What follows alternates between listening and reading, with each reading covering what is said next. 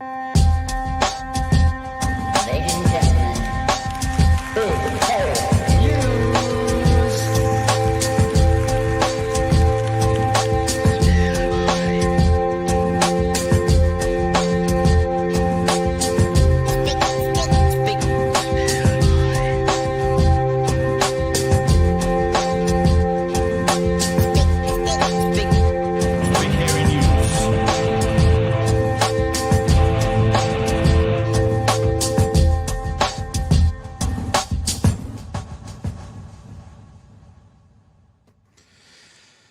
Hey, kia ora koutou et whānau. Welcome back to another episode of Big Hairy News. Kia ora, Chewie, love. How you doing? Kia ora, Daddy Pat. As you know, no one else knows, I hate it when you clean out your computer and then as a part of the clean out, it changes every setting possible. But we got it all sorted, no more stress. How are you, ma'am? Yeah, not too bad. Not too bad. Obviously, first couple of days back at work, after being away for 2 weeks, I feel like I've forgotten everything, which is cool. Shout out to the listener who recognized me at work today. Sorry, I didn't grab your name, but hi. Always weird. Always very weird when someone sees me out in the real world. Weird but lovely. Lovely but weird. Absolutely. Yeah. I had a lovely person coming across. I came across him. This sounds wrong. I had a lovely person I met when I was getting my haircut just the other day. See, Chewie laughs at me and his camera goes, for Chewie. I think it's time to get Chewie a new camera. I think that's the lesson from, and gone altogether. Hey team, yeah, that's right. We've got the little ginger bitch to be the co-host today. Hey Nala, you all right? Yeah, she'll sort us all out by the end of it. How are you all? You're well? Hope you're all going well. Hope you had a good weekend. Busy old weekend. Of course, we made an announcement last week about a brand new podcast starting up here on the YouTube channel with Dr. Gary Payinda. So really just been doing a lot of work behind the scenes on that over the last few days. Lots to talk about tonight. We could start with our lovely thanks to our lovely new patrons. I just had a patron sign up just in the last 15 minutes or so, I think. Laundry New Zealand. So hi, Laundry New Zealand. Thanks for being a part of us. And also to Lisa Thompson, who decided to become a part of us over the weekend. Thanks for being a part of what we did. Speaking of patrons, we had a bit of a meet up on Saturday morning. Now, I apologise. I guess what I'm asking for is one apology to you all. That it's like one apology to rule them all.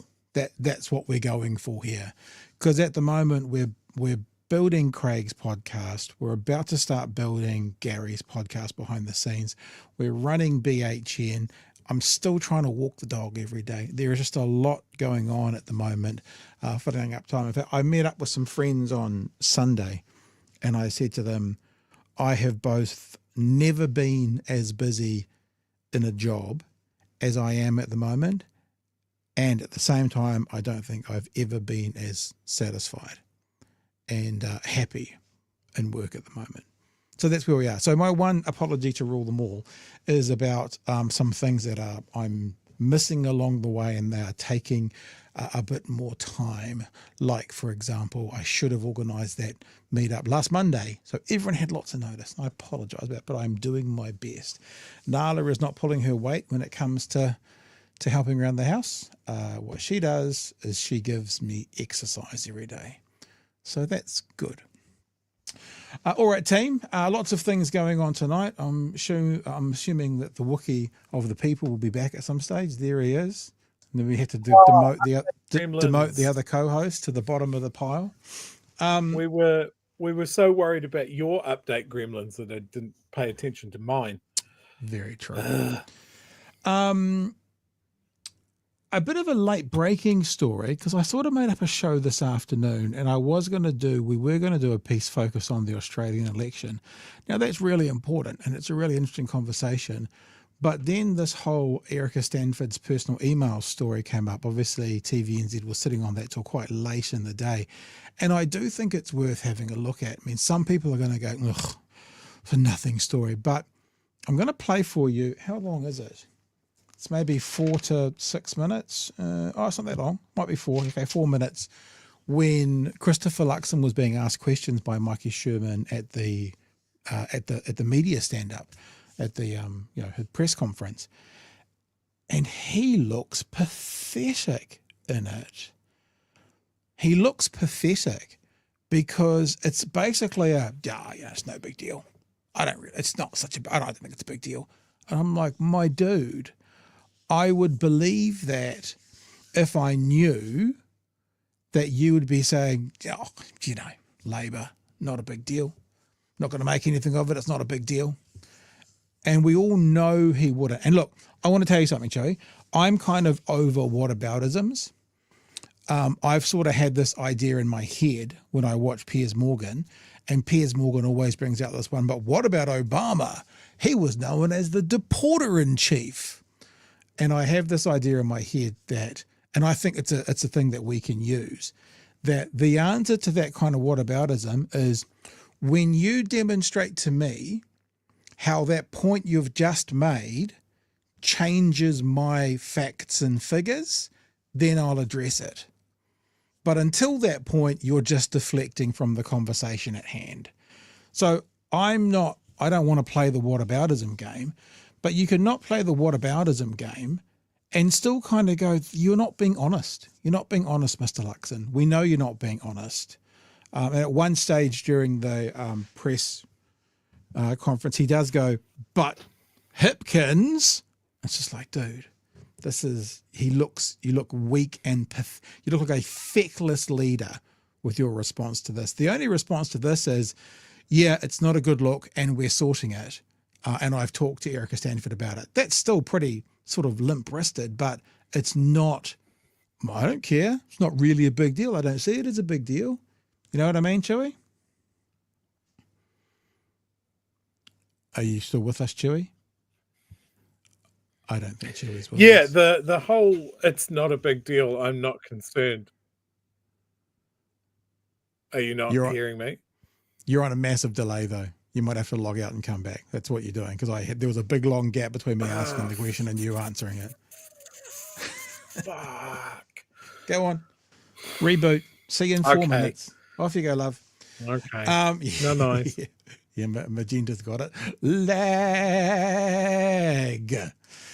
All right, so Chewie's going to go reboot and then he'll come back. A few things, there's kind of a few things at the top of the show I want to talk to you fellas about as well.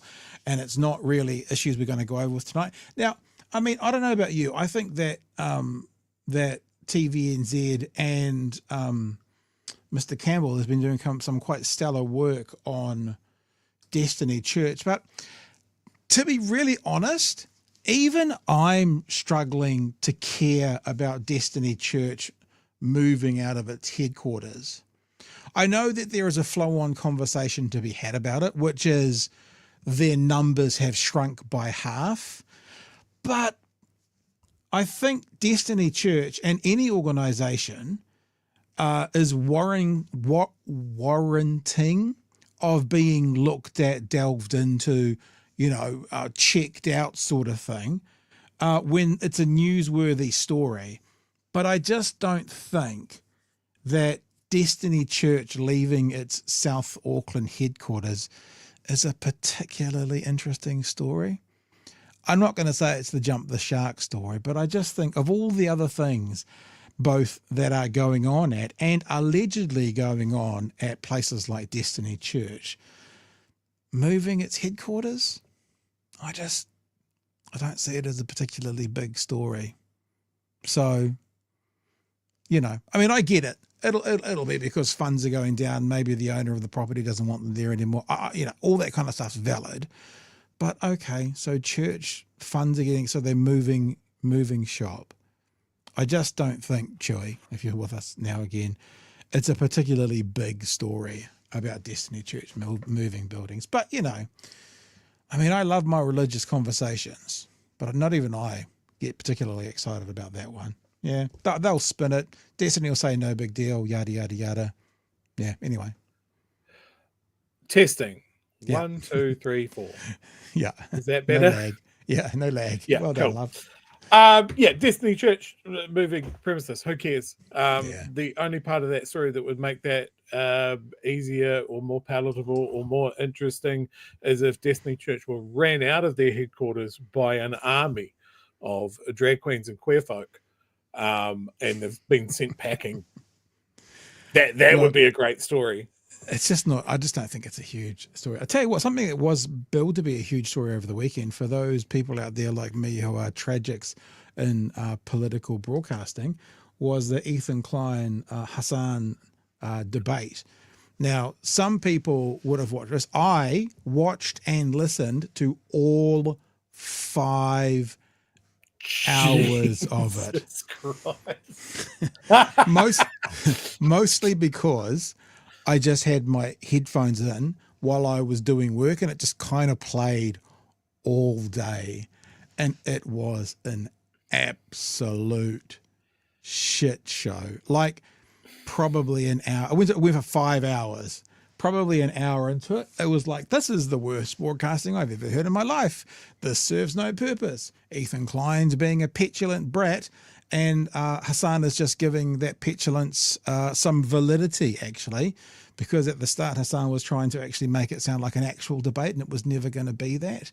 And I think Hassan probably got caught in a trap of, not a proper trap, of if I leave, the headline from Ethan and his side will be rage quit. And so he kind of couldn't leave, and it went for 5 hours. And I did. Honestly, every single minute of it went into my ears. It covered, I was working, doing edits on the show on Saturday morning. I was in the studio from 10 a.m. till 5:15 working on the show. And for a good portion of that, it was playing in my ears while I was editing. God, I've caught a couple of clips of that absolute debacle, and I'm like, who is this insane person, and why does he look like he's physically and mentally declining by the minute? Yeah. A debate? No. The verbal equivalent of shit posting and rage baiting? Absolutely.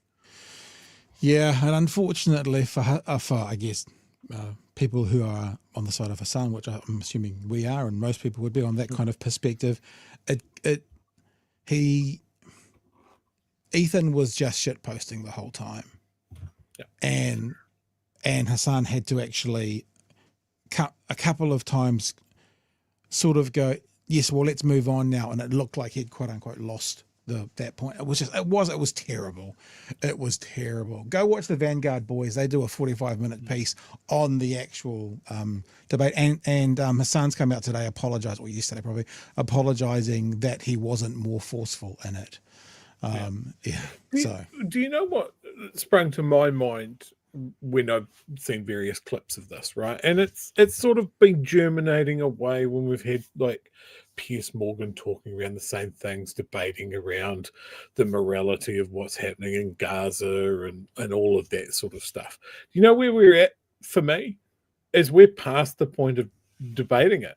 Like every point has been debated ad infinitum. And there's nothing to be gained by it. Like, I think anybody that goes on to any of these shows and is taking the corner of the Gazans and the Palestinians in this just needs to repeat, it's a clear genocide. It's a clear, like, there's no justification. That's it. Just round and round and round. The evidence at the podcast, the debate, wasn't worth it. Was Ethan Klein actually acknowledges it's a genocide to the Gazan people, yet he's still on the side of the IDF. So it's like, well, a bunch of these people have gone right past it now and go, oh, okay, well, you know, I've been saying for 2 years it's not a genocide. Now I am, and I'm going to spice it up with, I don't care. Yeah. I don't care that it's a genocide. I don't care that children are getting bombed. I don't care that the Israelis are attacking civilian humanitarian shipments in international waters. None of that matters to me. I've picked my side, and that side is literal cartoon monsters. I think that there's still a place for debate. Like, it made me think after listening to it. I was doing a product not long ago called Elephant TV, which I actually started in 2011 and brought back as an actual debate platform. I think an actual debate platform with a moderator can have validity. I thought what we saw there was just a grudge fuck, basically, mostly coming from Ethan, and it didn't serve any purpose. And I was a bit embarrassed after I realised I'd listened to the whole lot of it, but not as embarrassed as probably Hassan, who was actually a part of it. Anyway, if any of you want to check it out for yourself, just don't. It's not worth it. Just don't. Hey, if you're interested in what we're talking about here, no, you're not. Walk away. You're not. Walk away. This was a pretty interesting one. We're seeing Canada go. Now we've gone Australia go. 87 needed 70. What are they? 76 to get in. Got to 87. Dutton, who I think has been there for about 24 years and was the leader of the coalition. Who? He's gone. Dutton. He's gone. He's just gone. Interesting that both Canada is another thing going through both Canada and Australia. The leader of the Conservative Party lost their seats and is out of politics altogether. I watched Friendly Can Geordies. we make that 3 for 3 next year? We can't quite we can't give it quite that same because he'll get back on the list if nothing else at number one. Friendly Geordies did a good piece on it, talking about the historic win and the worst defeat to a coalition almost ever, the percentage they went down by. So it was the guys who are those left voices in Australia weren't expecting this, and this is what they got. So it was pretty amazing, and it'll be interesting to see whether this is now a trend. The point that Friendly Geordies made was actually there was a real reason why Canada voted against Trump. And even him as an Australian was going, the best thing that happened to the left in Australia was Trump, but they can't really see why he was the linchpin. But apparently and if it happens for another 12 months, then, what will it be here? I think the difficulty here is we don't really have our major party on the right, being National, nominally right for them, don't have that connection with Trump. The two minor parties on the right do, but remember they only need 5%. So we'll see how that impacts this election in 12 months or so, a bit more. I watched the ABC coverage as the elections, the results came in, and that is some of the most delicious television I've watched. It sustains me to today. That they had some, what was his name? Someone McGrath, as a right-wing pundit, former Liberal MP, to answer their questions about what might be going on in the Liberal Party at the moment. And this dude looked like he wanted to run home. He was trying to toe the party line, and I think the hosts at one point just called him on his bullshit, and they're like, come on, mate, we can see this. They can't pull this back. Oh, I think we should wait another week or two till the special votes come in. A week or two is not going to change this, mate. If I grabbed your phone, what do you think the messages that you're going to be getting from your Liberal Party mates are going to say? And to be honest, this was a pretty funny result. He says, well, actually, if you look at my phone at the moment, my mum's asked me to help bring out some chook food to the farm tomorrow. Legitimately funny, but the rest of it, he was just getting thrashed. And I want to point out here that here in Australia, everyone was saying that this was going to be a close election. Yeah. And it fucking wasn't. It was a bloodbath. Yeah. Yeah, very much so. And that's what happened. Friendly Geordies was doing a show in an RSA, and he came off stage. I'll see if I can find it to show you. Won't show you the clip, but I'll just show you in general.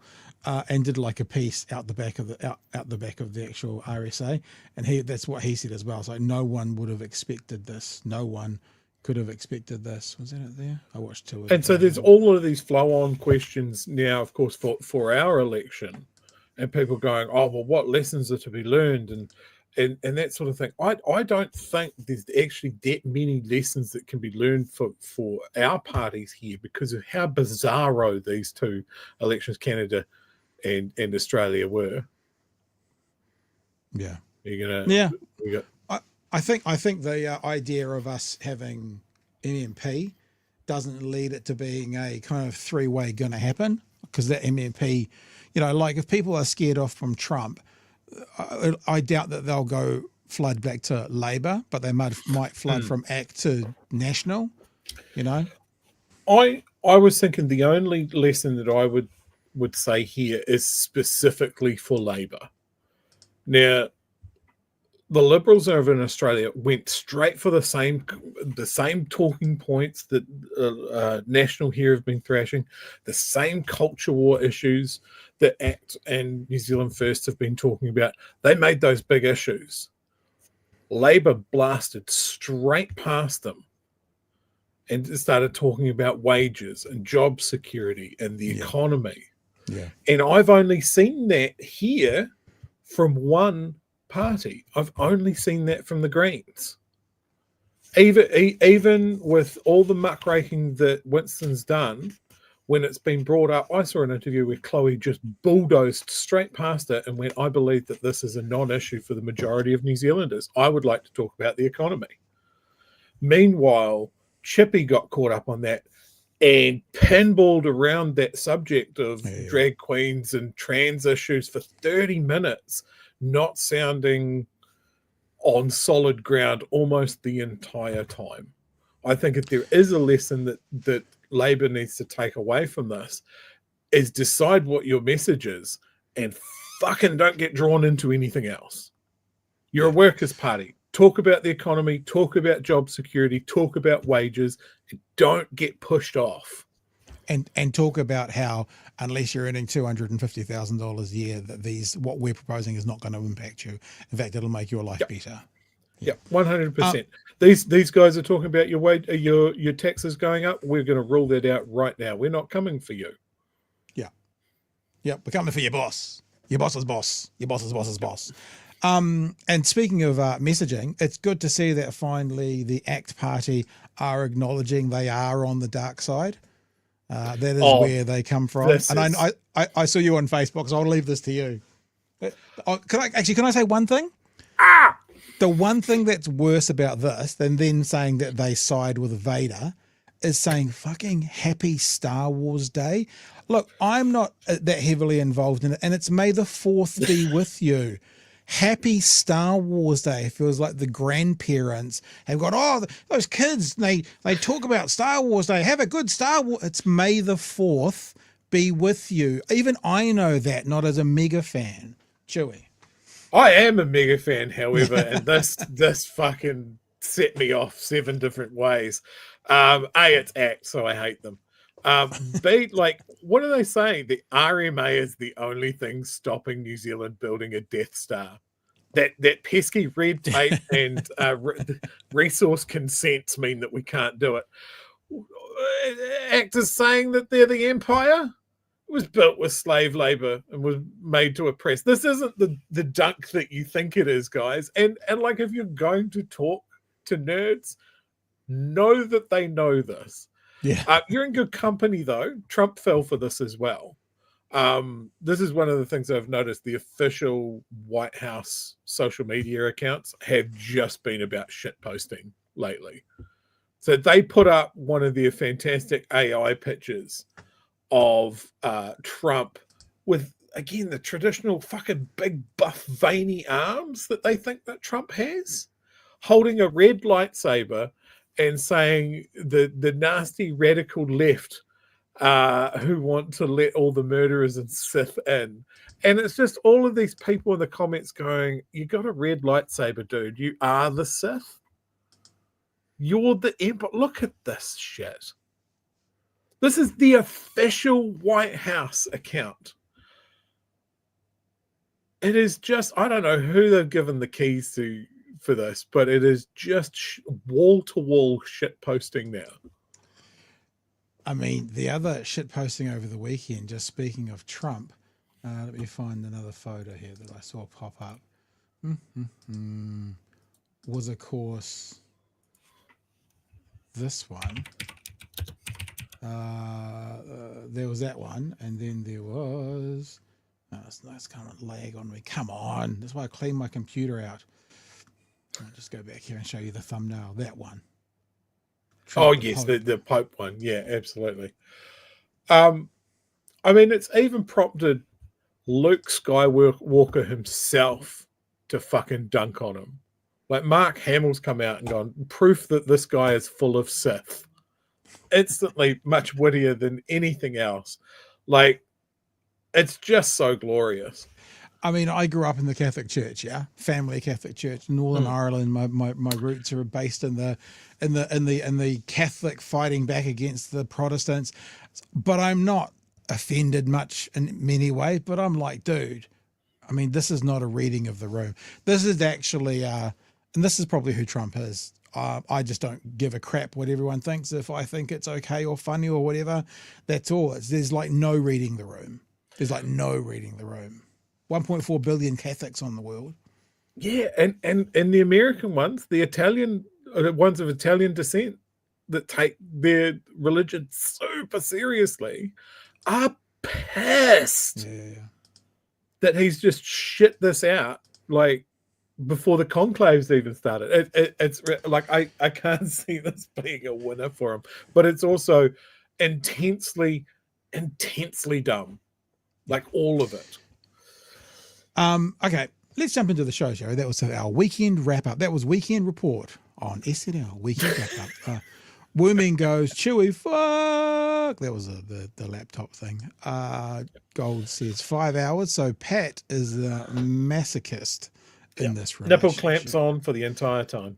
It was just one of those things. I was sitting exactly where I'm sitting right now, and I just had my Apple earbuds and whatever they're called, and it was just playing. And the thing is, I'd already edited all the clips, so I didn't need to listen to the clips. I was uploading clips and writing out descriptions for them, so I didn't need to listen to anything that I was doing. It was just sort of background noise. But man, like several times through it, I'm just like, this serves no purpose. This is terrible. Peter says Jacinta Price was nuts. And we should bring up Klein Matata's image on Blue Sky, because that was cool as well. Klein Matata says Brooke Van Vader and David Sithmore. That's so good. That's not a bad one either. I mean, if we were quick enough, you can see another. Mind you, I was going to say you can see another like T-shirt coming out, but they might. You know, you do something because you want to try and take the piss. They might like it. might do that. And let's just show this before we get going, because this is from Kai Matata as well. What am I doing that one? How that, Chewie? Yeah. See, one of the things that I love is when either one of us gets turned into some sort of meme, or there's fan art. I think when we started this little project, I think if someone went, man, it'd be cool if someone did some fan art. Like it was never going to happen, right? It wasn't realistic. But now they keep on popping up in Discord, and I fucking love it. Do you know what I'm looking forward to?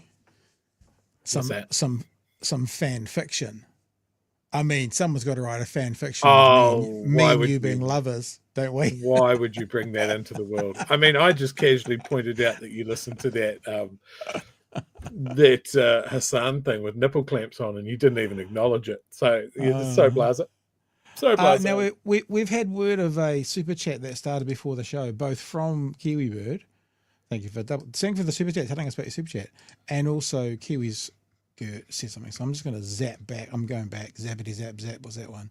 I know, zappity. Because this has been mentioned before. Often if there's a super chat before we go live, we don't see it doesn't get starred.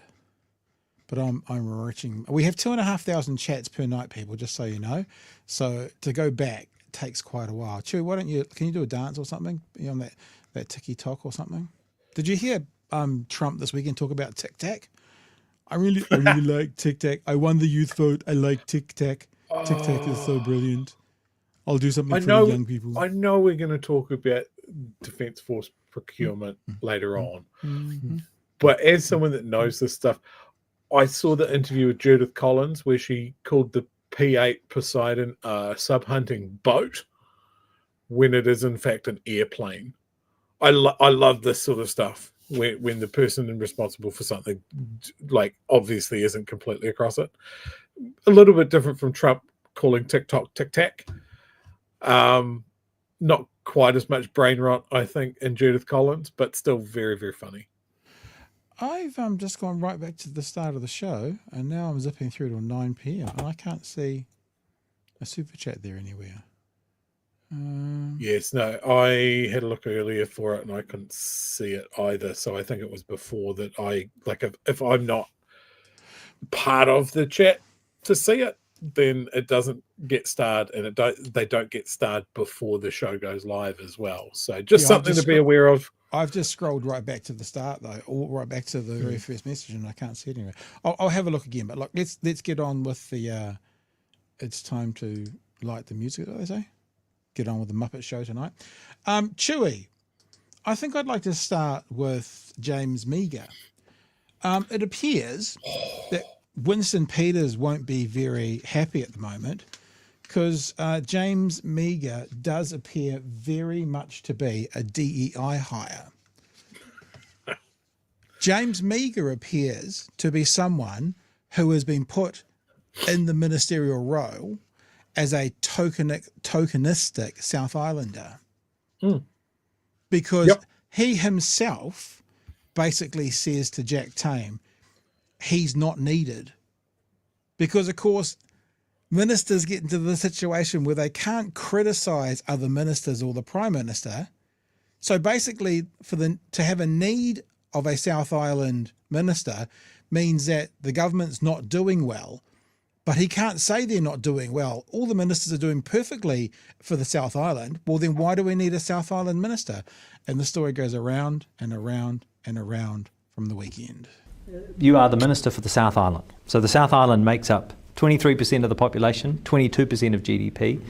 Interesting, eh? So 1 in 4. So South Island should have 1 in 4 cabinet seats, 1 in 4 ministers, 1 in 4 responsibilities. It's actually a really interesting point. Talking about DEI, we don't have that. We've got 1.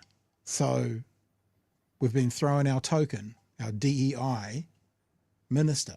But as I'm sure you're aware, there are twice as many Chris's in cabinet than there are ministers from the South Island. What does that say about the regard your government has for the people of the South? Well, obviously Chris is a very popular name, and I'm very disappointed that we seem to be tracking downwards in terms of the number of Jameses in Parliament. We've already lost 1 this term, and I'm not hoping that we'll lose any more. Look, I think what it reflects is that if you were looking for a perfectly proportional representative Parliament, the only way to get that absolutely pin perfect would be to go and do some sort of weighted ranking program. There's pin perfect, like perfectly representative, and then there's 1 South Island minister in the whole of Cabinet. Oh, in Cabinet, right. There's that saying about something to do with, I'm not going to get it right. You don't let perfect get in the way of good. It's not even good. 1 in Cabinet is not even good. So let's not let perfect get in the way of at least making it decent. Yeah, okay, I follow your point. There is difficulties, I guess, with this particular cabinet because there are coalition considerations to go into, and there are decisions around making sure. That's fairish. You don't have the full cabinet all to yourself. Yeah, there's a point there. Give him his due. Sure you've got the best person for the job, but ultimately I think that your cabinet should be made up of the best people for the job. And what I maybe need to do as a South Island minister is, as we lead up to the next election, make sure that when I'm out there, I'm advocating for as many good, high quality South Island candidates to come through our system, to get into Parliament, to make sure that we can have much more of a broader offering to get more South Islanders into cabinet. But ultimately... So you're saying at the moment there actually isn't, if it's merit-based, keeping in mind the coalition considerations, there aren't South Island ministers who are good enough to be in cabinet? Oh, well, there absolutely are, and you see that... That's a very good point. I think the best people should be in cabinet. So therefore, no one's good enough from the South Island to be in there. Again, just highlighting the South Island has this DEI minister. There you go. There is an excellent South Island minister in cabinet, and of course the Prime Minister would consider himself to be a South Islander at heart, just because he's been living across the Cook Strait for a while. I think he still has his Crusaders top underneath his jersey whenever he comes to caucus. But look, ultimately what you want out of your cabinet is you want a high quality cabinet, a group of ministers who are focused on decisions that are the best for the country. And to a certain extent, it's helpful to have geographic representation from across the board, because that helps you identify particular issues that it might affect a particular geographic region differently. That's part of my job, is to provide that lens where there's a government policy or a project which might have a particular impact on the South Island. I'm to feed into ministers on that. But actually, we've got clever enough people to recognise that they're making decisions on behalf of the whole country, and where a housing issue or where a health issue affects Dunedin differently to Dannevirke, that will do that. So what's the point in you? Yeah. Well, the point of me is to make sure that we've got a large geographic area down here. Not all parts of the South Island have the same issues. We've got common themes. See, so like in one breath it is important to have representation, in one breath it isn't. Well, I think I'm not there for representation. I think I'm there to make sure that particular issues and perhaps But you've just said policies, that the cabinet is keeping an eye on these different issues, and they're able to, they're able to consider the issues that are most pertinent to the region. Yeah, and they do their best, but it is hard to get around the South Island. I mean, I've spent the last 3 months trying to get around as much of my home as possible. I spent 3.5 days on the West Coast last week, and I still wasn't able to traverse a fraction of the electorate. 3.5 days. Yeah, well, I mean, Jack is very swift with his thought process, because if He was Yes, so close to just going, bro, what are you even for? yeah, well, I mean, and the point was, that's good journalism. You're engaging with the interview. He's saying all the ministers are really good at thinking about the South Island. Well, you don't need a minister for the South Island then. Now, one other thing before I throw it to you, Chewie, because we should now see, this is only going to be 10, 15 seconds. Jack actually specifically wants to know, okay, so what have you done for the South Island? Okay, Yes, you got no department, you got no budget. Last I checked, written questions, no KPIs, no seat at the cabinet table. Can you give us a specific example, though, of a cabinet colleague's decision that you have influenced since being appointed to the job? Not yet, because the particular decisions I'm thinking about haven't quite yet been made or released. And then he goes on to say none. So, no, he's, because he says his job is there is to basically have the ear of the ministers so he can give a South Island perspective. When have you done that? Oh, yeah, haven't done that at all yet, Chewie. There's nothing going on in the South Island. Nothing like, hospitals and that kind of, nothing like that going on. I haven't got the ear of any minister. He could even pick. He's got his choice of hospitals that he could bring up. Like the only acceptable answer that I would have heard there from Mr. Meager is, I lurk outside Simeon Brown's office so I can push him up against the wall and say, why are we cutting emergency beds from the hospital that we promised no cuts to? Like, this is the thing. Like, if you want to convince me that this is a real fucking job that you've been given, that the Minister for the South Island is a real thing, then your job is a conduit. If you're not in cabinet, if you're not making these decisions, if you're not helping us, at least be a way of communication to be happening. You're telling South Islanders, you're coming to Dunedin and telling us what you are doing. You were in Dunedin this weekend. We found out about it after you were gone. Luxon was in Dunedin. Nicola Willis was in Dunedin. All this weekend, Regional National Party Conference. Not advertised. People didn't know about it until the last minute. I wonder why. But yes, he could be a conduit of explaining to us what Cabinet are doing. He can be a conduit to Cabinet by going, hey, a biggest landmass that's comprised of the farmers that vote for us, the miners that want us to do stuff, and the people that we're building infrastructure for, they're not happy. And this is why, and maybe we can get ahead of it and stop it from happening before the election. He doesn't seem to be doing this. He's been in our comments on the YouTube. Has videos. he? Yes, I've seen two. Sorry to reveal my my finally behind the about how little I look at the YouTube. I apologize.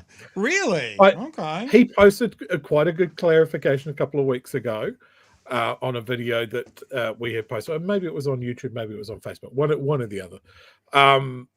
But I was like, oh, thank you very much. That's very good. You are welcome to come on the show and speak to these issues if you want. Radio silence. Yeah. So, Mr. Meager, if you're listening, we're from the South Island. We talk to a lot of people nationwide, but there's a lot of Southerners that listen to this. We have issues we'd like to talk to you about. if you want to do this job and show us that you're the minister for the South Island and it's actually a worthwhile thing that you're doing, drop us an email, bighairynews@gmail.com. I think it's probably fair to say we're the largest news media company in Dunedin at the moment. So I've seen the subscription figures to the ODT, so it's probably fair to say. Yeah, there you go. Oh, very interesting. Howie has just come. One thing I will say first, sorry, before we move on, in that interview, and this is notable because it's unusual now. Now, yes, he got called out on a couple of missteps, but didn't he sound like an actual rational human being that was thinking of things before he said them? Yeah, there weren't any like vocal crutches or tics or anything like that, or coached lines of that. He literally seemed to be a person, considering what he was saying, that seemed kind of more human than we get out of any minister at the moment. Would you agree? Kind of refreshing. Yeah. All right. I'll give him that. That's that's very true. I watched the whole lot. I had more things to show us, but with the Erica email things that come up, we're not gonna do any more of that with it. But yeah, on reflection, it didn't sound like we didn't hear any of the ninth floor PR words coming out. Yeah, it sounded like a good conversation, and obviously the downside for that is Jack caught him in a couple of traps, but I appreciated it. Sounded like someone that you could have a conversation with. So you know what? You say Jack caught him in a couple of traps. The thing is, Jack didn't catch him, and maybe this is why politicians don't want to just think as they go. They want to have the pre-prepared lines, because he offered some of those things that Jack went, hang on.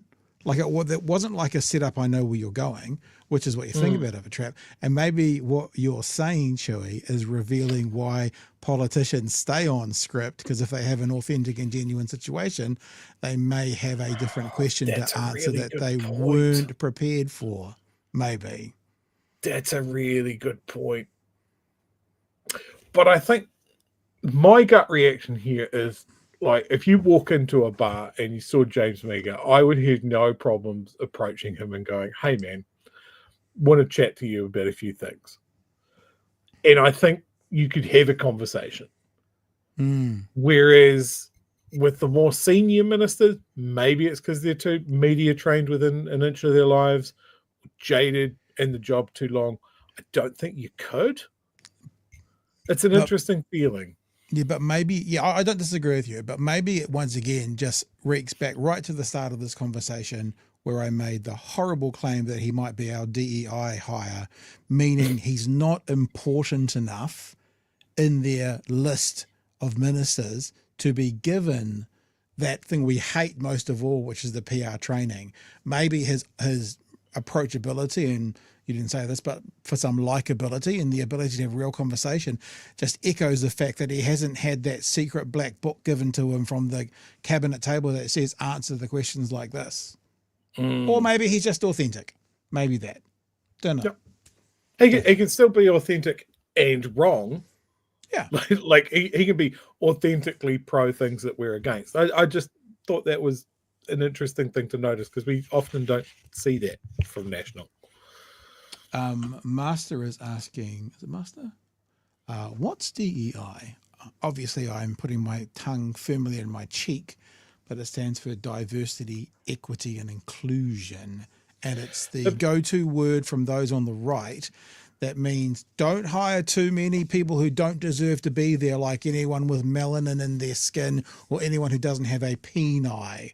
Any of those people get hired, it's a DEI hire. They're not really warranting being there. So it's a bit of a joke, implying that he's not really warranting being there, that they're just throwing out some meat to the South Island base.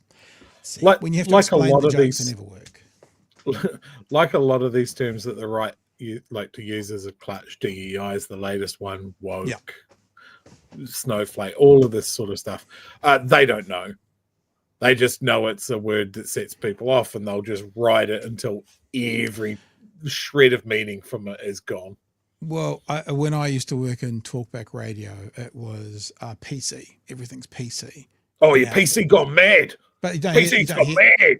when did you last hear that in an actual thing? You don't hear it at all. And I used to, and I've said this before, I used to constantly say to people on the radio who said, oh, but that's just PC. I'd go, can you explain PC to me? And they never could.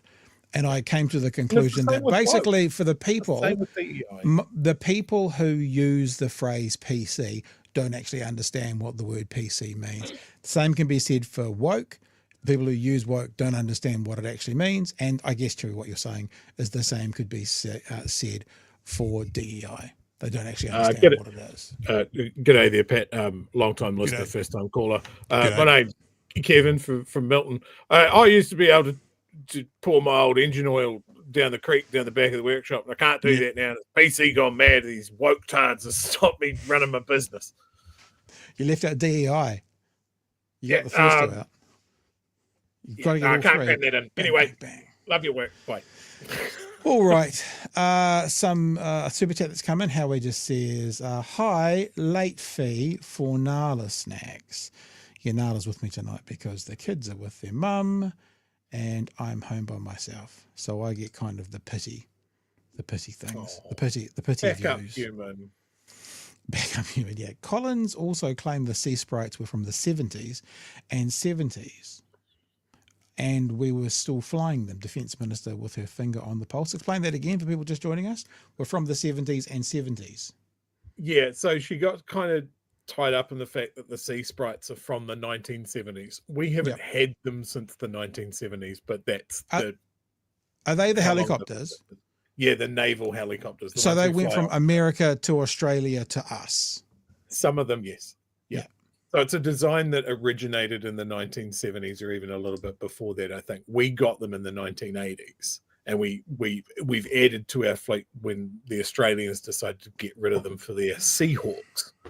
But yeah, it's one of those things where, you know, I don't expect a minister to be right across all of the designations and all of this sort of stuff. But when they try to be and get it wrong, for anybody that knows this stuff, it sticks out like nobody's business. Yeah. Like when she was talking about these P8 Poseidons. Now, if you type in P8 Poseidon into your Google machine, you'll see that it is an aeroplane with wings and everything. So to then go on a show and go, well, we've spent money on these P8 Poseidons, which are like state-of-the-art, bleeding edge, sub-hunting boats. Anybody that follows military stuff would have just gone, oh, fuck. And I think this leans into what we've been talking about with this money that they've just magicked up for defence. I don't trust Judith Collins to rubber stamp good decisions because she doesn't know what she's buying. And it could be some real fucking whiz bang. Someone thinks this is amazing tech with a big fucking dollar sign on it. But if they're spending money on defence, you know, this is stuff that will be around for 30, 40, 50 years. Put some money into the people and the infrastructure. Stop if you've heard me on this fucking crusade before, rather than going for the big sexy, we've gone and bought space lasers. We don't have anyone to operate them, but we've bought them. We're going to put them in a warehouse till later. Are they just space lasers or are they Jewish space lasers? You'd have to speak to the minister about that. Okay. All right. Of course, we also remember, and because you've been talking about it, I'll just change the order and we'll do this one now. We do remember about this, you're talking about the matching up of the money, because Judith Collins, a couple of weeks ago, when they announced they were going to spend $9 billion on defence, we were like, oh, well, you know, we're not necessarily against the idea. I mean, certainly it seems if we're flying helicopters from close to 50 years ago, probably a good idea to upgrade them. I'm not against it. But in this age of cutting here, cutting there, can't afford, Dunedin Hospital, Nelson Hospital, where is the money going to come from? Can we have like a some kind of spreadsheet explaining it all? And the response from Ms. Collins was, look, the money will be found because it has to be found. Okay. Hand wave away. Hand wave away. So, which does raise the question, of course, about health. Money will be found because the money has to be found? It has to be found. No, not obviously. So in all those other areas where we're being told by the government we can't afford it, why can't we have this answer? Look, the money will be found because it has to be found. I mean, like, why can't we have that answer for everything else? Why? And look, and I want to be really clear. I'm not like a military historian like Chewie in love with that area of life, but I'm not against spending more on military. But I am against being told, look, the money will be found because it has to be found in one area, and then fuck all, you can go right off with yourself. There's no money for that. That's the conversation I want to have. So when we hear yesterday, I think it was yesterday, that, it was so funny. I had lunch the other day, says Judith Collins, and I was sitting on the couch. You know how sometimes you drop the remote and it goes down between the cushions, and you reach down between the cushions and, Chewie, there's another $1 billion down there. Just like that. That was found. Crazy. I know. It's just in an envelope with sea helicopters written on it. Yeah, and hang on, and the about to play through. But first thing is, of course, the first thing they tried to do was do that and say, oh no, that was part of the last budget. Until some cheeky little journalist went, excuse me, can you clarify? And then they had to say, oh no, actually, it's new money, so it is an additional $1 billion. Yes, true. Before we play the story. Yeah. Look, procurement in this area has another minefield that they're probably not aware of. Like, the defense procurement business is full of corruption, bribes, whining and dining, people wanting to secure contracts and that sort of thing. There are so many things to consider here. Who do we buy for? Is America a reliable ally to buy equipment from?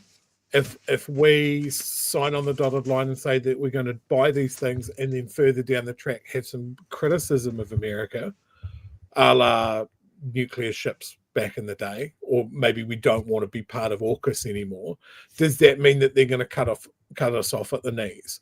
Or are we going to buy from, say, a European country, and that's going to piss off America, and they're going to take it out on us in some other way? Like, there's all of these things. And this is what I come back to.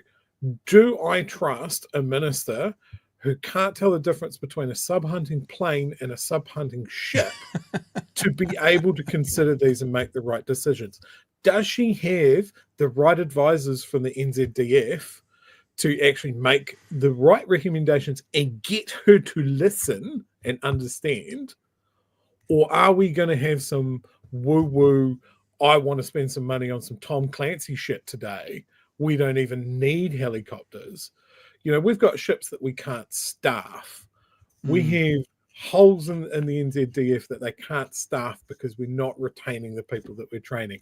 Stop me if that sounds familiar, if you've heard that in any other thing that we've spoken about here. Like, get the fundamentals, then do the other stuff. I would love the government, whatever colour, to look at things like defence and infrastructure as this needs minimal levels of political fuckery. Let's make good decisions, because this is a 30, 40, 50-year decision that we're making. Yeah. Okay, so let's get to the story from last night. The government spending even more on defence on top of the $9 billion in new funding unveiled last month. Today it added close to $1 billion more, but the announcement, which also confirmed new helicopters are on the way, didn't quite go as planned. Simon Mersep has more. The government had more defence spending on its flight path today. First, it confirmed it's put aside $2 billion. Is this the New Zealand equivalent of Donald Trump in the front of the truck going, This is the New Zealand version of it, perhaps? Just thinking. Confirmed it's put aside $2 billion to replace its Sea Sprite helicopters. It'll get 5 new ones. This will increase the defensive and offensive capability and surveillance range for New Zealand's frigates, as well as supporting non-combat tasks like humanitarian assistance and disaster relief. And second, it announced close to $1 billion on a broad program, including more deployments, training and allowances. This would be part of a plan it announced last month. Mm-hmm. Yeah, so it's yes, it is. It's part of the costs that we've said we need to. Oh, so it's just checking with Judith. It's it's part of the 9 billion. Well, yeah, man, there's not really an announcement there, but it's good to know where the money that's already been talked about is actually going. So it's part of the 9 billion. Spend. Soon after, the minister had to correct that Oh. to say this money was on See? top of what was previously announced. So it's it's a lot of money, but it's needed. Okay. I- Interesting. All right, so hang on. So let's just get this right. Jesus. So a month ago it was, Look, the money will be found because it has to be found. and now it's So it's it's a lot of money, but it's needed. okay. So it's needed, and that's enough to get it passed because So it's it's a lot of money, Yeah. but it's needed. okay, Chewie. So obviously all that other stuff, Dunedin Hospital, Nelson Hospital, you know, all that kind of stuff, is not needed because So it's it's a lot of money, but it's needed. if it was needed, it wouldn't matter. And Look, the money will be found Yeah. because it has to be found. so that means none of that other stuff is needed. None of it is needed. This is so fucking galling to sit here in the bottom of the South Island where these guys have wrung their hands, and bitched and moaned and sniped at the previous government that we just don't have enough money for a hospital, or we're going to play you off against Nelson on who gets a hospital upgrade. All of this sort of stuff. We're going to tell the doctors that they're getting 77% pay rise or something grossly offensive like that. Like everything's tough. Everything's tough because Labor did this. Ignore what we did for landlords. Ignore the billions and billions of dollars that we threw away Yeah. at that point of tax income. Don't fucking worry about it. Like, times are tough. We've got to budget and do the big budget decisions, and nobody's going to like us because we have to make tough decisions. And then you turn around and go, oh, well, we'll find it because we have to. We couldn't find it for your hospital. Get fucked. I do But wonder. we can find it at the drop of a hat for this. I do wonder. Look at the face. I mean, does that not look like someone going, yeah, I know how this is going to be reported? You know, does that not look like, I'll say this, I know this is going to come back to bite me? It reeks of that to me. Previously announced. So it's it's a lot of money, but it's needed. Thank you. That means over the next 4 years, the government's committing $10 billion of new spending on defence. Look, we cannot have economic prosperity without defence and security. We're living in an Indo-Pacific region that is more geostrategically contested and competitive. Increasing defence spending is justified and it is a good investment in our future, but so is an investment in health, so is an investment in education, so is investment in housing. And I think we need to see similar levels of commitment in those areas in this year's budget. We don't yet know what the new helicopters will be. Oh, this is the other thing. They're committing $1 billion, but they have, much like the ferries, nowhere to buy them from, no finalised account, no costings, but it's going to be $1 billion. So much like this government's done with other infrastructure issues, ferries, they've put out, this is how much it's going to be, with no knowledge of that being the final invoice. It's like me saying I'm going to buy a car, and I'm going to buy a car. It's going to be a brand new car. It's going to cost me $28,000, and then finding out that the cheapest brand new car that I want to buy is $35,000. They can't actually give us these numbers without anything else, and they have nothing else yet to base their numbers on. Again, We don't yet know what the new helicopters will be. That has to go out to tender. And the Sea Sprite helicopters that are going to be replaced have certainly got some years on them. They were built by the Americans back in the 1960s, then went to the Aussies before coming to the New Zealand Defence Force. And they're due to reach the end of their service life by the late 2020s. This is all part of a plan to double defence spending to 2% of GDP within 8 years. But that's too slow for one coalition partner. And New Zealand First will be pushing hard to get defence spending up to 2% much sooner.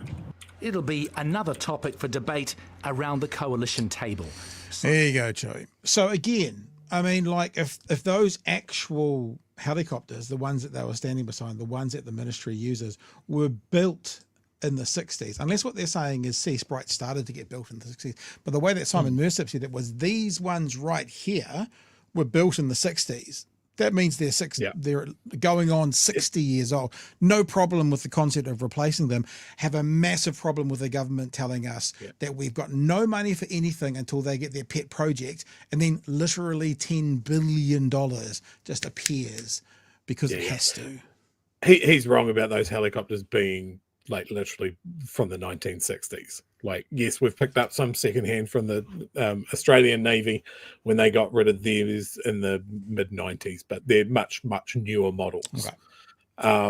Look, one of the things that I'd say about New Zealand Defence Forces and the equipment that they get, most of the time they are getting quite frugal equipment. They're getting things like the transport aircraft that we just replaced. We've been flying those literally since the 60s. Yeah. The same ones. We make shit work because we have to, because we don't have a lot of money. Say the aircraft that the P8 Poseidons replaced, the Orions. There was a study done in the 1980s. So the government came in and they wanted to review defence spending. This is how it's turned around. They wanted to review defence spending. We were spending too much.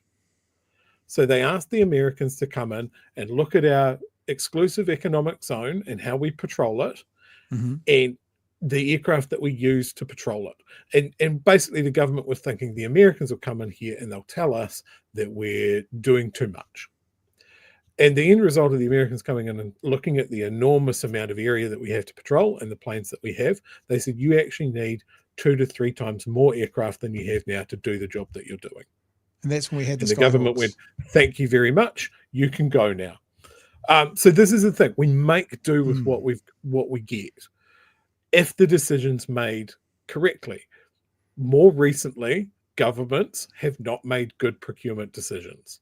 The Charles Upham, the NZLAVs that we bought too many of, all of those sort of things.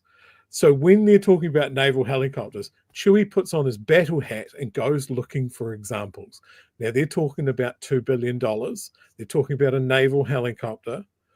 It needs to fit on our naval frigates. Sorry, you said 2 billion? A billion? What, singular? No, I said 2 billion. But it's $1 billion that they're putting aside for this. Oh, okay. Wow, they might have a little bit of a problem then. So, the Australians use the same frigates as we do. Yeah. The Australians use the Sikorsky Seahawk helicopter. It fits in the hangars that's on the frigates. And it's good if we're using the same aircraft that our allies are using, right? Sorry, I don't mean to derail you. I'm sorry. It does say on my thing 2 billion for naval helicopters, but they're adding $1 billion more. So right. I apologize. Gotcha. So that's okay. The disconnect. So they were getting helicopters, but they've anyway. So you're right. 2 billion. Make sure that's clear. Adding $1 billion more. Adding $1 billion more. So if we were to get the same helicopters that the Australian Navy use, this story popped up. Yeah.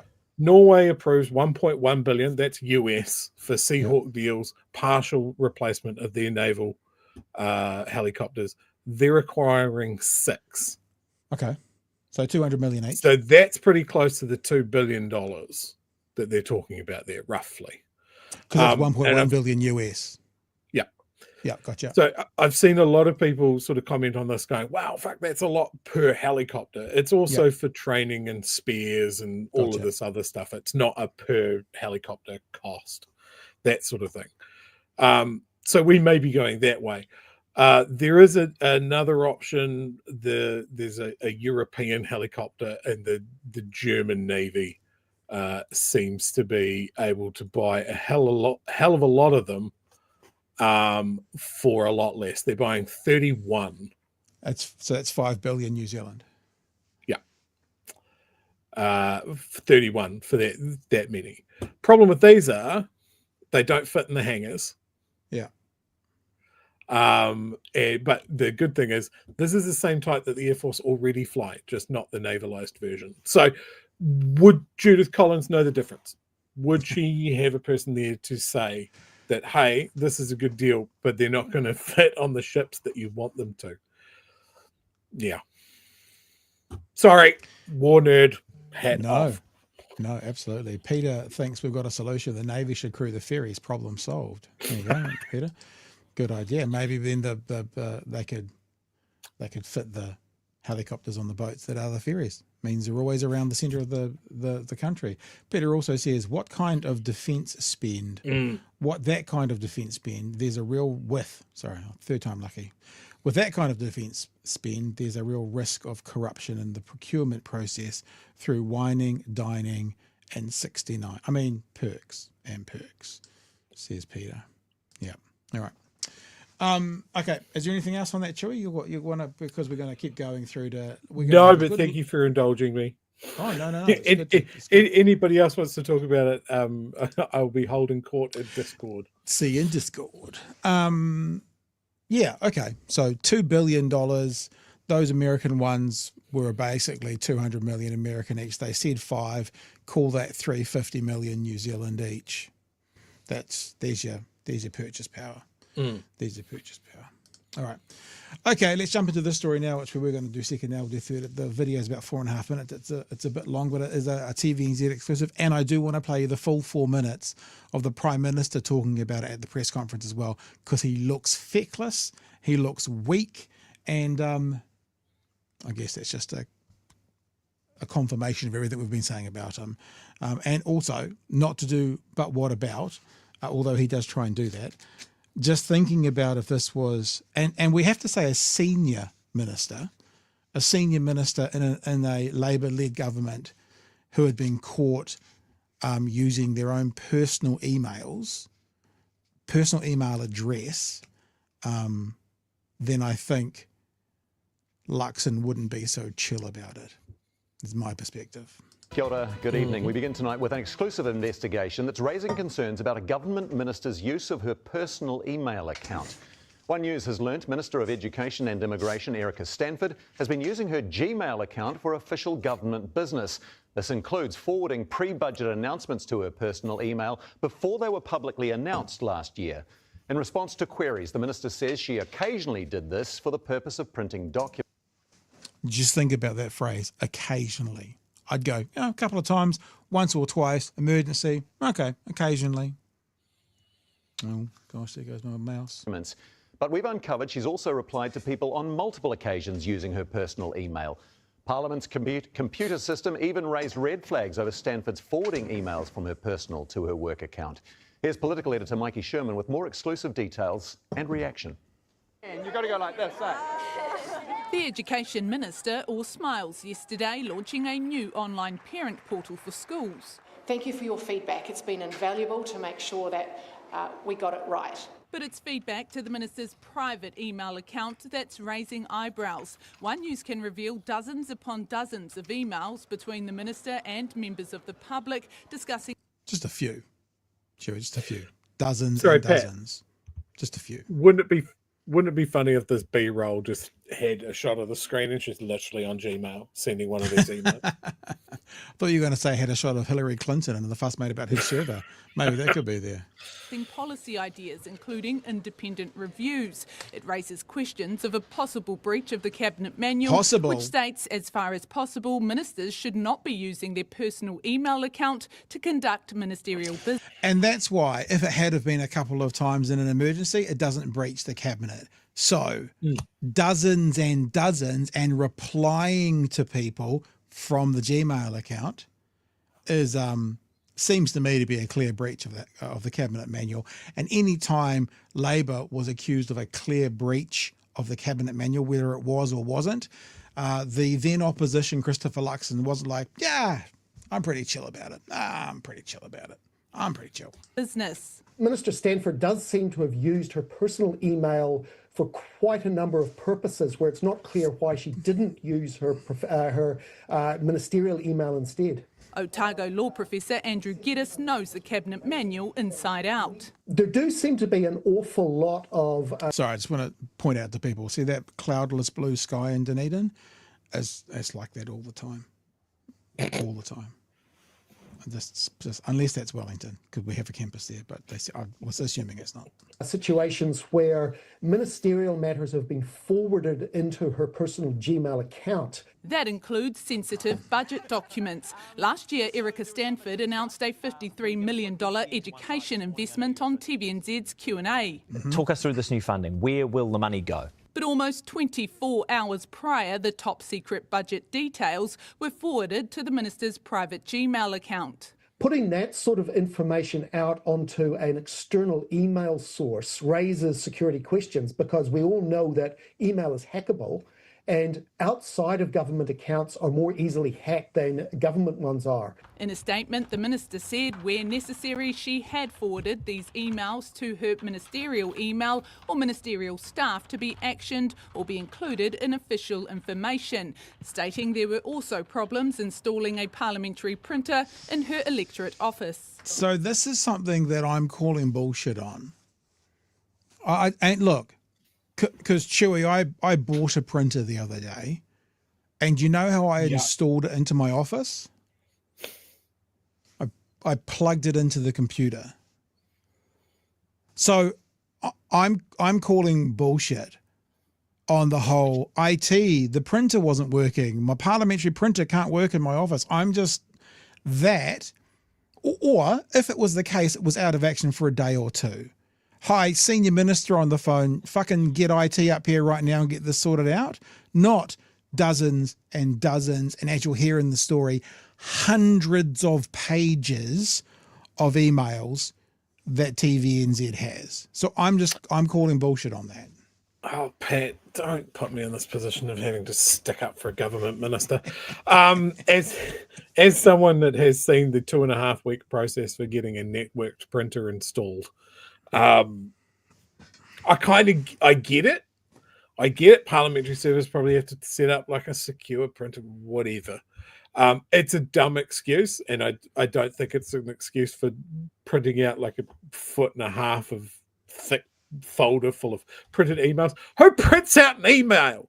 That's the thing that's really offending me. I saw it in the chat, didn't get through the chat filter, but yeah, what kind of savage in 2025 prints out an email? Like, this is dumb from wall to wall. Like, if I did that as an employee for a corporate, if I printed out a work email to my own Gmail, I'd be finishing up at the end of the week. If you were a public servant and you did something like that, put some secure information to your own personal email, goodbye, you're gone. So this just, like, I don't care if she's a minister. It's just a dumb idea. This is what baffles me about Luxon being so blasé about it. We'll keep going, yeah? Well, there may well be if it's. Sorry, I didn't mean to mention, this is one of the best stutters ever. And we're not mocking someone with an actual stutter, but you know with Luxon, when he stutters looking for words, generally he's fucked. He's fucked. Office. Well, there may well be if it's printing purposes, if it's because there's technical reasons. As I understand it, in her case, it's actually been about printing challenges. But Erica Stanford has also received lots of external advice to her private Gmail regarding the National Curriculum Review. On 27 October last year, regarding science, a person whose identity has been withheld says, "Hi Erica, my text response to your reply about already having a reference group kept getting error messages, so I have emailed it below instead." The person questions the 3 tertiary academics who make up the group leading the review, instead suggesting other names, adding such a reference group would need to have some teeth, otherwise the ministry can simply change the writing group's work to suit their own agenda. On the 26th of May last year, another email regarding student behaviour in the classroom highlights New Zealand's appalling international ranking and suggests the minister contract former UK teacher and researcher Tom Bennett to carry out an independent... So this is not for printing out purposes. This is communicating backwards and forwards official business from her Gmail account. So, okay, Chewie, you might be right?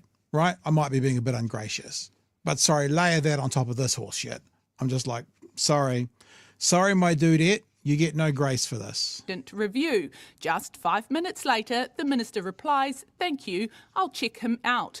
Are you comfortable with how often Erica Stanford is using her personal email to conduct ministerial business? Well, again, my office has spoken with her. I understand it's been very few occasions. Very few. These two folders Very few. contain hundreds and hundreds of pages, emails and documents, Mikey, all relating to got Erica him. Stanford's private Gmail account. Does that sound like very limited instances? Well, again, as I said, I'm very relaxed about it. The reality. Ooh. He's very relaxed about it, Chewie. I'm a chill Prime Minister. I'm chilling. I'm hip and I'm cool and we're chill about that kind of stuff. I'm not a regular Prime Minister. I'm a cool Prime Minister. I'm cool relaxed. one. I'm relaxed. My ministers can do whatever they want. Because we are chill when people... They can stay up late. They can watch R-rated programs. Because you know what, cool. Chewie? National has always been chill about ministers using Gmails. Oh, what's that coming in from the side? Oh, what's that coming in from the side before we go back? National pursues Claire Curran over using Gmail for official business. But I was the opposition leader then, and I cared about shit that made Labour look bad. But now I'm the Prime Minister. I'm a chill motherfucker. Y'all be chill with me. Communications Minister Claire Curran has come under fire from National for using a personal Gmail account to conduct some government business as fallout from the bungling of the appointment of a chief technology officer continues. The controversy appeared to echo that surrounding former US presidential candidate Hillary Clinton, who was dogged by criticism for using private email server when US Secretary of State. Unlike in the Clinton case, there has been no suggestion Curran's Gmails contained classified information. So, early budget information being sent, classified, at least sensitive information. Claire Curran, nothing classified. Yet, headline, National pursues Claire Curran over Gmail for official business. We go back to Erica Stanford. I'm chill. It's no problems, Chewie. We are all good, my brother. Fist bump. Oh, look, and I would say the exact same thing that I'm saying about Erica Stanford's use of Gmail. I said the same thing around Claire Curran. That was dumb. It is dumb to conduct any official business through Gmail. It's incredibly stupid. It's a server that is outside of their control, outside of the country even. Like, it's a muddying of the waters that these guys should be smart enough to know it's a dumb idea. Yeah. To be honest, I know we're kind of joking around, but it's infuriating. I mean, I'm fucking furious. It's about a that. basic being baby shit. But actually, no, it's the hypocrisy.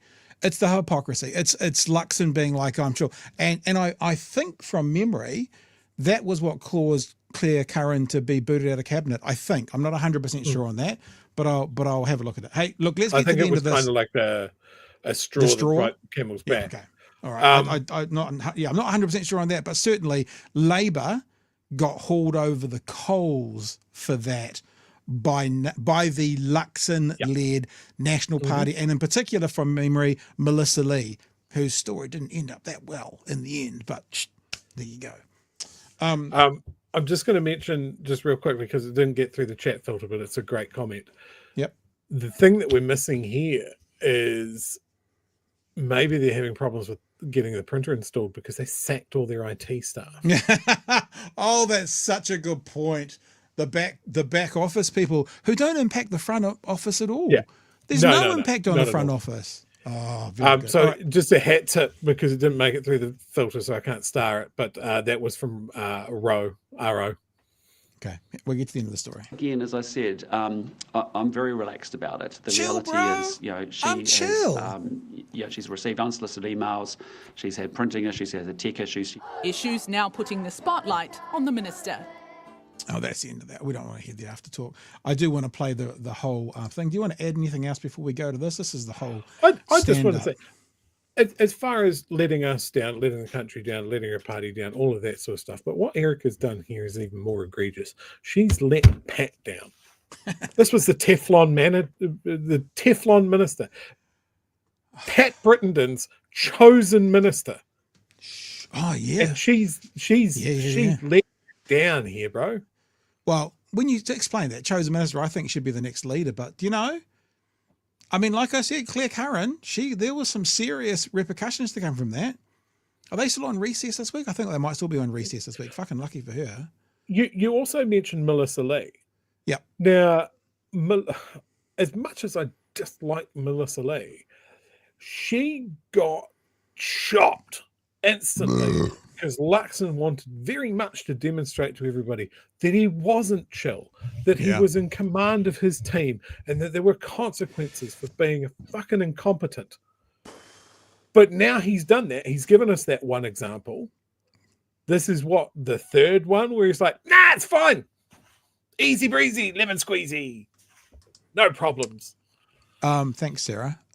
Here's the other thing, right? I know we do this all the time, but where was the question? And we're going to play it now. Where was the question about Claire Curran?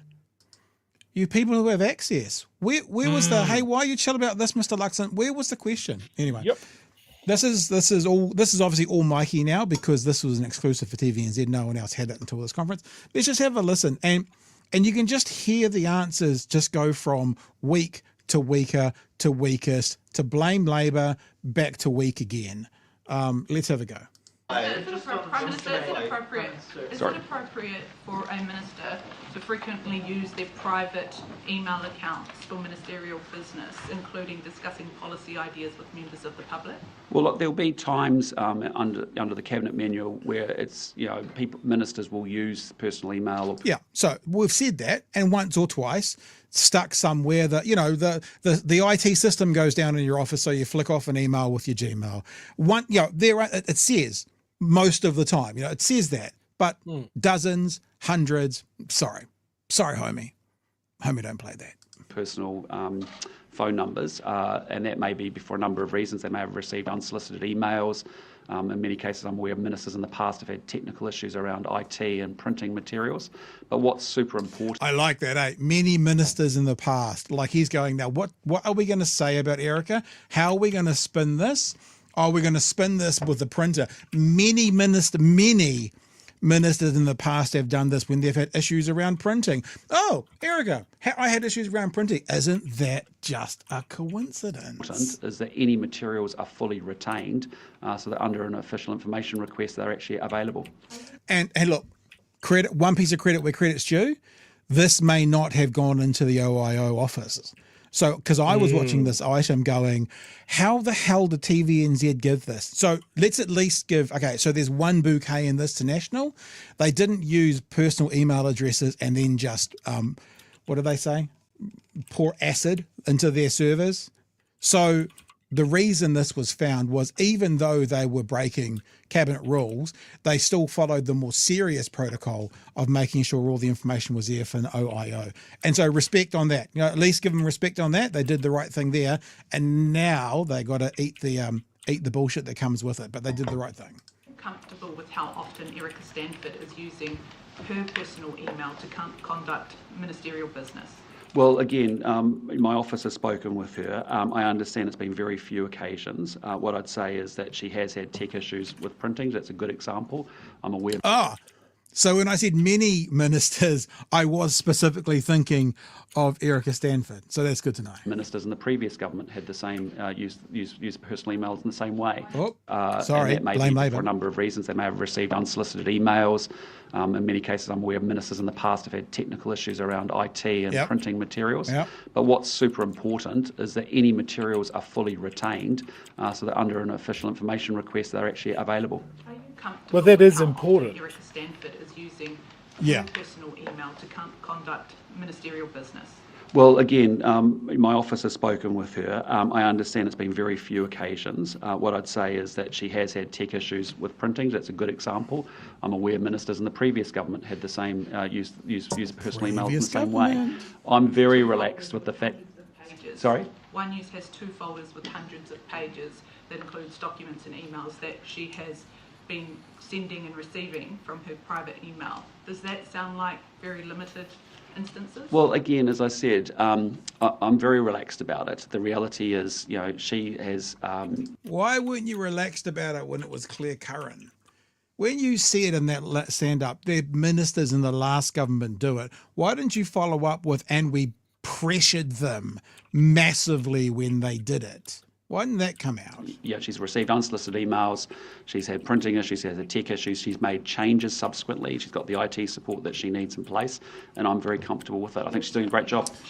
Hey, that IT support, Chewie, has probably cost them 100 times what it would have when that person was working in the back room that they had to bring back as a consultant to get her printer sorted out for them. Probably cost us $1 million to get that printer sorted out as a contractor rather than a salaried person that they got rid of, I'm imagining. Sensitive budget documents ahead of them being announced publicly to her Gmail account. Is that appropriate? Well, again, I just say to you, there will be moments under the Cabinet Manual where it's quite acceptable for ministers to use their personal... Moments. Well, there may well be if it's printing purposes, if it's because there's technical reasons. You can see why I'm skeptical. It's like, we're going to beat this. Printing. That's what it's going to be. We're going to beat this as hard as we can. As I understand it, in her case, it's actually been about printing challenges. She's actually made the changes in the settings that she needed to, which has been good and really advisable, and I think that's a really good thing, but I'm very relaxed about it. Do you trust Gmail as a secure platform when ministers are sending budget details? Well, I just say to you, I think there are moments when you may well use your personal accounts for. Yeah, actually, Chewie, just pausing that. The only answer is it wasn't appropriate. We've sorted it. Another question asked and answered. No, she shouldn't have done it. She's been reprimanded. We're moving on. Do you know what I mean? It's like. But this is the CEO. The CEO side of you can't come in and publicly criticize the manager, because if you publicly criticize the manager, then the customers think less of your company. Oh, so you hire the worst people in your company. Okay, but this is not, we don't run a country like you run a business. Yes, she did something wrong. Yes, we've stopped it happening. Yes, you are correct to question it, and it won't be happening again. Next question. Do you know what I mean? Yeah, it's like accountability. 100% put this to fucking bed. Yeah. Like, yes, you did it. Probably did it too long. We weren't on it quick enough. It's been fixed now. It's not going to be an ongoing issue. For some reason, no one was answering the extension for the IT people.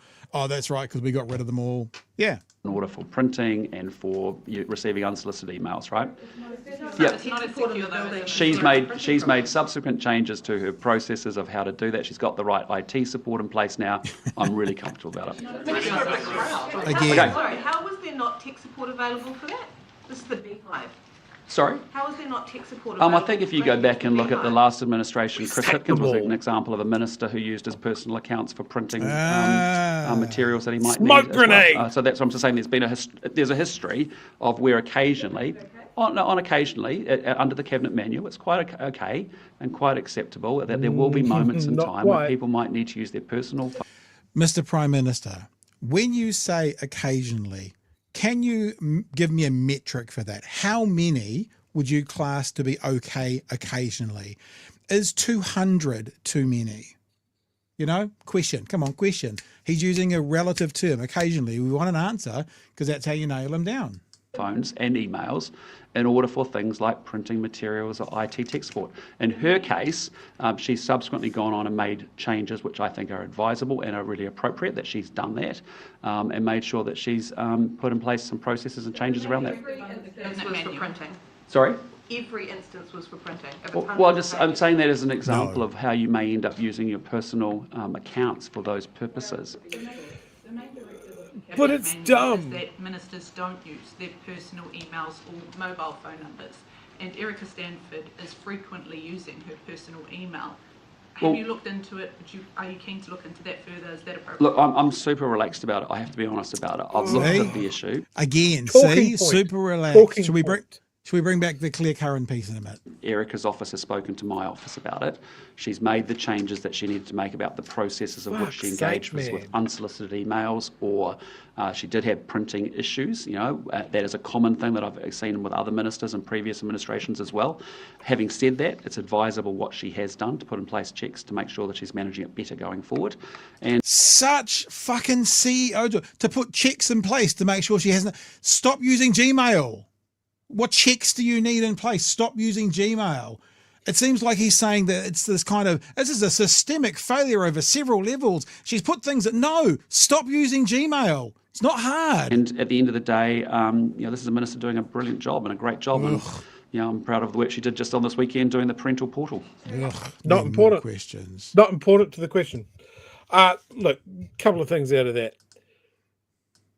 Mr. Luxon, if you're going to say something, you don't need to preface this with what I would say to you is.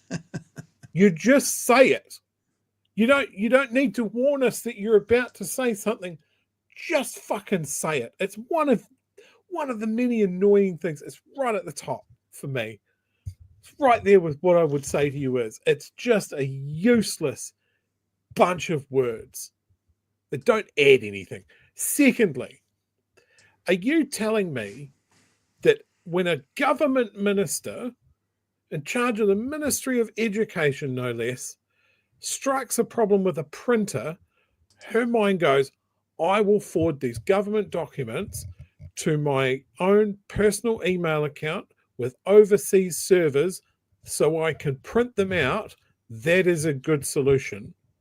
Then calling up the MP for the electorate next to you and go, hey man, having some tech issues, can you have one of your staffers let me into your office so I can log into my account and print out the emails there?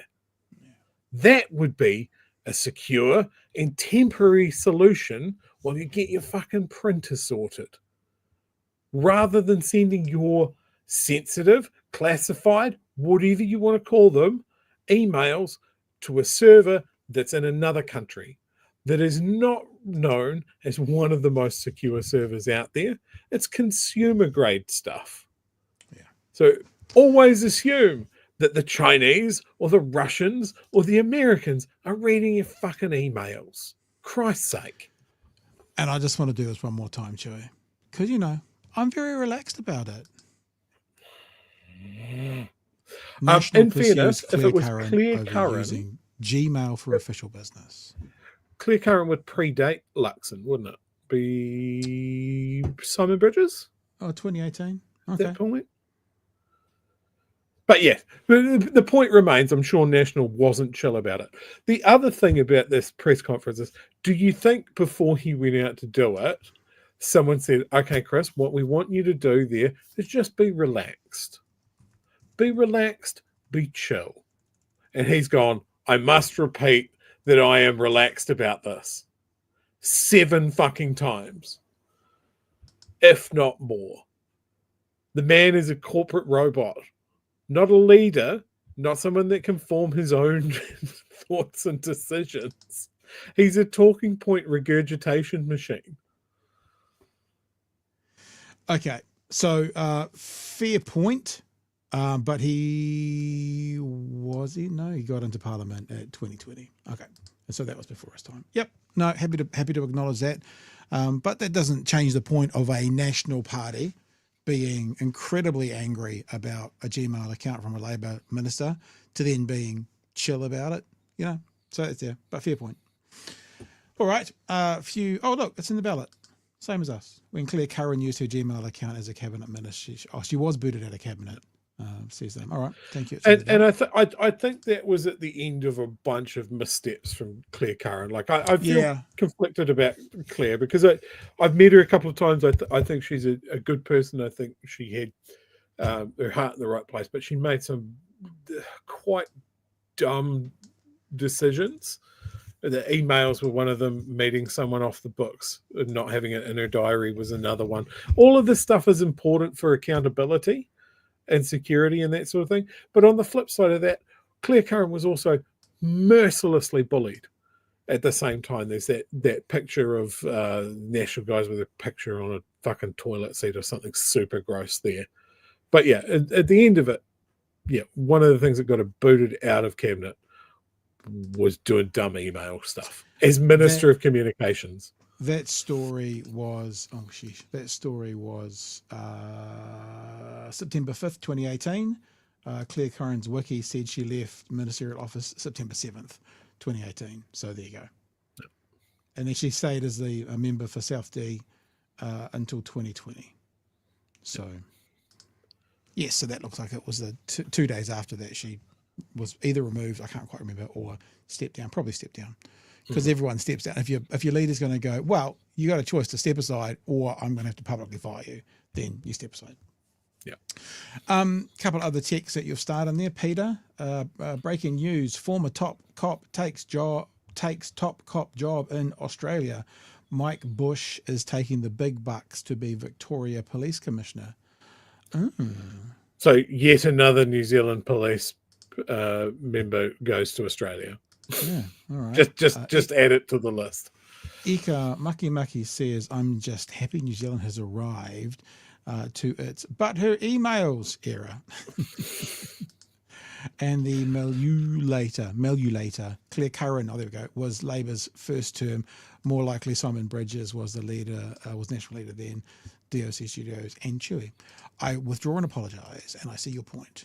I think the point remains still angry national, Claire Curran Gmails, chill national. You know, Erica Stanford. Yeah. It's one of our own dudes. Just We're much us, more, man. Yeah, man. There's no harm, no foul, nothing to see here. All right, Fano. I think that's us, actually, Chewie. I think we are done and or dusted. That super chat that we missed. Someone's actually just sent it to me. Yes. Are you guys going to talk about Trump just declaring movies made in New Zealand are a threat to US security, and now we're going to get 100% tariff? I did see that story. We're not going to talk about it tonight because we're over the 1.5 hours in our hour-long show. I don't think. I actually don't think it's necessarily possible either, because a tariff, I mean, it could be, but a tariff works on products going across a border. If sometimes Weta will do things in New Zealand that are being edited in the US. The connection between both places, you can have editors in the US taking a feed from Weta in real time. And I just wonder if something's made here. I mean, how would you tariff a digital file that goes to Los Angeles from here? I just think it's Trump being an absolute twat. I mean, it's not something that I wouldn't talk about. Gosh, what happened with Trump over the weekend? We could talk about a dozen things he got up to. There was another interview yesterday on Good Morning or Meet the Press or whatever, where they asked him, there's going to be another recession. He's like, no. And he got asked in the weekend about, he said, 11-year-old girls don't need 37 dolls anymore. They can just have 2. Maybe those 2 will cost a little more, but they can have just 2. It's just, it is a literal flood the zone. There is so much we can talk about with Trump. And, I would have looked up more Trump stuff, but I spent 5 hours listening to Hassan and Ethan Klein to melt my brain over the weekend. But look, in all seriousness, we'll come back to it. We'll have a look at it. It's certainly part of the cycle of news at the moment, without question. Chewie, I hate to do this because obviously it's going to be like just a quick mention. Did you want to mention the Ask Me Anything, the Reddit thing? Yes. Or should we leave it till tomorrow? I have been promising. No, I'm going to mention it now. On NZ Politics on Reddit, they are going to be doing an Ask Me Anything with Craig Rennie, who is, of course, part of BHN now, which is fucking great. So 7 p.m. this Thursday, the 8th, on Reddit, NZ poll. I'm going to put the link up in our chat. You can pre-ask your questions, or they will post on Thursday the actual thread where he's going to be there. We'll mention this again. Is it live? Will it be like a live stream, video live stream? Yes. Not a video. He'll be responding to questions live in the NZ Politics subreddit. Yeah. NZ Politics should come and see us. We could do a live stream for them. All right, my dudes. Good to be with you again. Thanks for the show tonight. It was a lot of fun. And we will catch you tomorrow night from 9 p.m.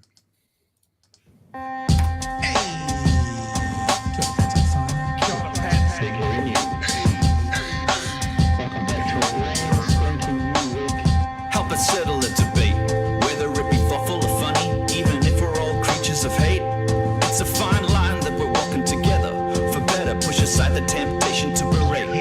Let's take a note of the corners we stand in. As many points as the hairs on my chinny chin chin. When the news that we're watching is hairy, knowing all the things that we need to be wary of. Like the rich have the hand out for rewards, while the many have to work out what they can afford. And the rest of us ain't paying attention, or maybe have questions we're too worried to mention. Other media is still dwelling on trivial facts, vetting peas from the rice and the mice from the rats, and picking and choosing a warpath to run, and linking ourselves with the hill to die on. It's gotta come down to a welcoming vibe, with an A and a self and a higher in mind. All heavily, neither this way or that, and we'll be analyzed by what Chewie and Pat. With the evil in the world trying to mess with your head, and you're sitting on the couch, you're thinking chivalry's dead. Each night, 2 nights, they're gonna sing you to bed. It's big hairy news. I notice there's a lot of thanks to, and nice to see Nala and stuff. Just so you know, she's run away. So she won't be featuring at the end of tonight's show. There you go. So just so you know, because I know that's the only reason you stick around to the end, to see Nala leave her little spot. She won't be doing that tonight. All right, guys, thanks for tonight. We'll catch you tomorrow night from 9 p.m. for another edition of Big Hairy News. Nothing else from me, Joe. Anything from you, sir? No, I am all done. All right. I am drained. Catch you tomorrow, teams. Hooroo. Cheers, man.